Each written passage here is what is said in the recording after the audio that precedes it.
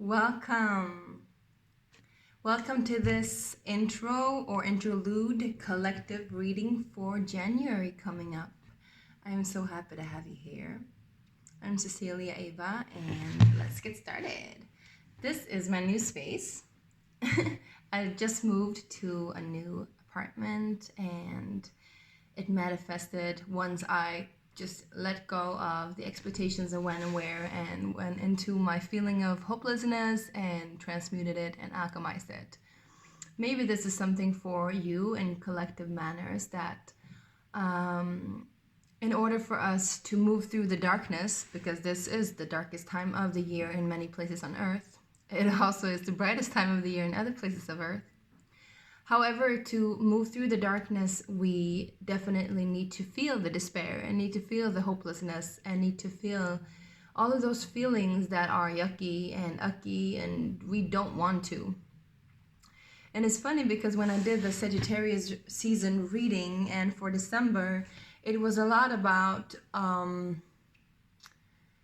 especially for the Sagittarians by themselves, by their like the collective for the Sagittarians, and we are still in Sagittarius season.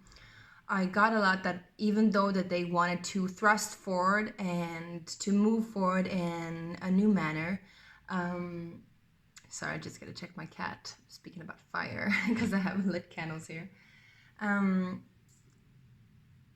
They were guided to slow down and take it easy and actually, manifest within before they thrusted forward, because the time of Sagittarius season wasn't going to be as feisty and fiery as it usually is, because we had Mercury retrograde and Jupiter turning direct, meaning that the luck is on our side, but the fire isn't.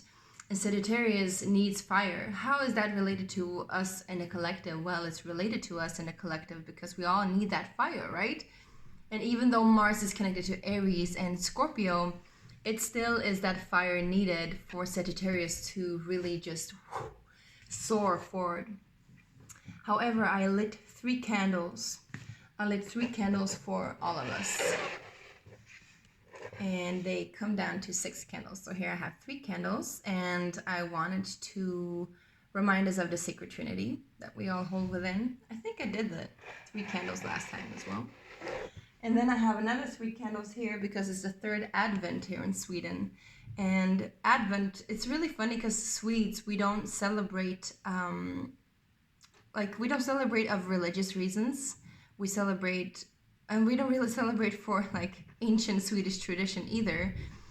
Our celebrations are like a mishmash of all different kind of elements, everything stemming from commercial to ritualistic, hedonistic energies. And during Christmas, for example, it's the same thing. During all these, church-like, we are Protestant Lutheran here in Sweden. Why I'm saying this is because it's a dogma. It has become a dogma. The Lutheran Swedish tradition has become a dogma to not believe in anything. So it's almost like we are atheists. I'm saying they because I'm not. And funnily enough, I've always been connected to God. I've always had this really strong connection to God. And so maybe there's something in that for you to find the light within the darkness. We need to embrace all the lies, all the hopelessness, all the despair that we're feeling, and transmute it and alchemize it. And like I'm hearing observe, not absorb. So basically detach from what we are feeling and experiencing by actually absorbing ourselves into it, but not letting it absorb into us. Do you get what I'm saying? It's a little bit cryptic. It's basically, if we're in the water, if we're in the deepest, darkest water, and there's no fire, we have to be the light within, right?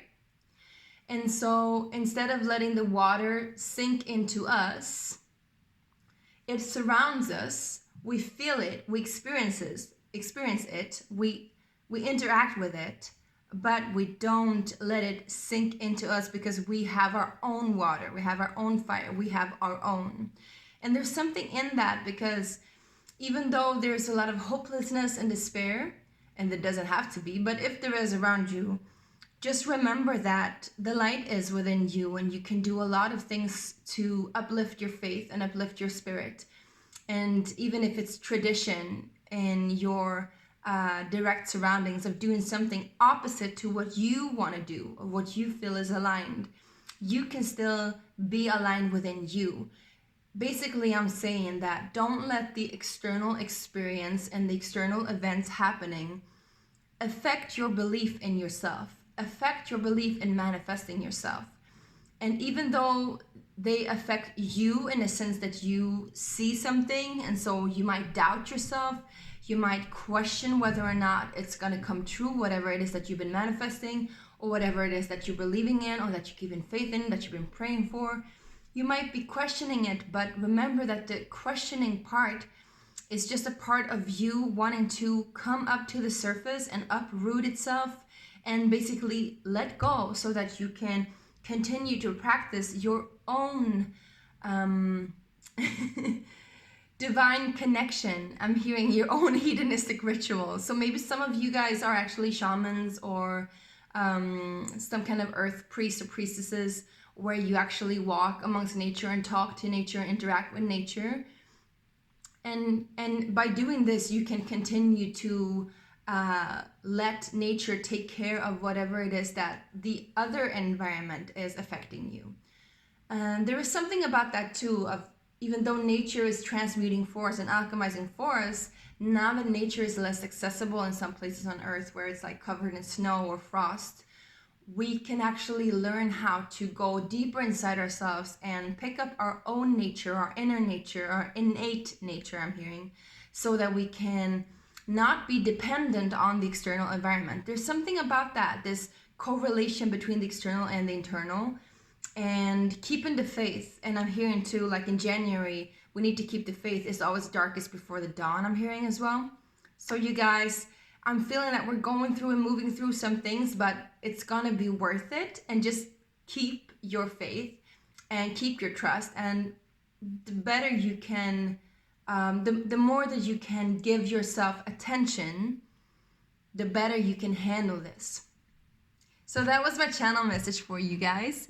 And for January, I'm gonna actually do the readings in order of who had the most watches, not watches, who watched the most, what do you say? Oh, this is like a blooper.